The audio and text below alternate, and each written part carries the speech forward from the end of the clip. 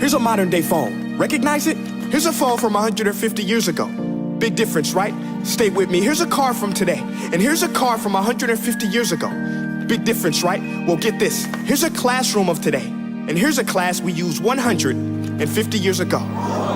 Now ain't that a shame? In literally more than a century, nothing has changed. Yet you claim to prepare students for the future? But with evidence like that, I must ask, do you prepare students for the future or the past?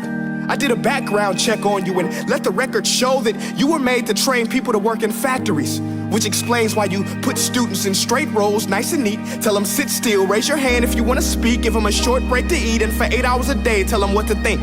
Oh, and make them compete to get an A letter which determines product quality, hence grade A of meat. I get it. Back then, times were different. We all have a past. I myself am no Gandhi. But today, we don't need to make robot zombies. The world has progressed. And now we need people who think creatively, innovatively, critically, independently, with the ability to connect. See, every scientist will tell you that no two brains are the same. And every parent with 2 or more children will confirm that claim.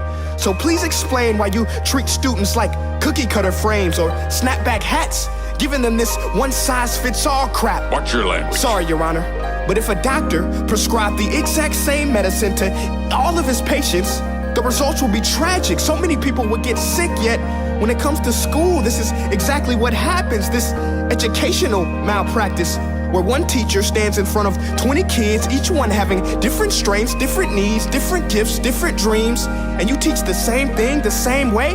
That's horrific. Ladies and gentlemen, the defendant should not be acquitted. This may be one of the worst criminal offenses ever to be committed. And let's mention the way you treat your employees. Objection. Overruled. I want to hear this. It's a shame. I mean, teachers have the most important job on the planet, yet they're underpaid? No wonder so many students are short-changed.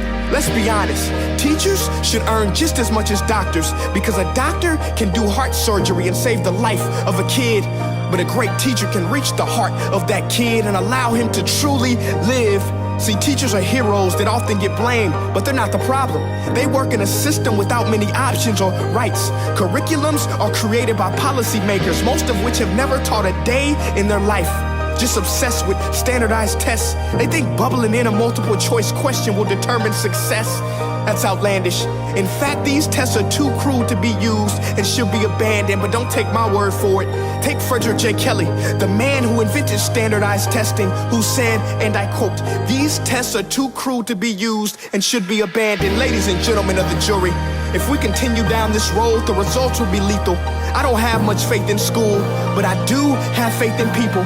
And if we can customize healthcare, cars, and Facebook pages, then it is our duty to do the same for education, to upgrade it, change it, do away with school spirit, because that's useless.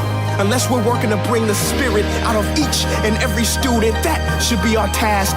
No more Common Core. Instead, let's reach the core of every heart in every class. Sure, math is important, but no more than art or dance. Let's give every gift an equal chance. I know this sounds like a dream, but countries like Finland are doing impressive things. They have shorter school days. Teachers make a decent wage. Homework is non-existent, and they focus on collaboration instead of competition. But here's the kicker, boys and girls. Their educational system outperforms every other country in the world. Other places like Singapore are succeeding rapidly. Schools like Montessori, programs like Khan Academy, there is no single solution. But let's get moving, because while students may be 20% of our population, they are 100% of our future. So let's attend to their dreams, and there's no telling what we can achieve. This is a world in which I believe. A world where fish are no longer forced to climb trees.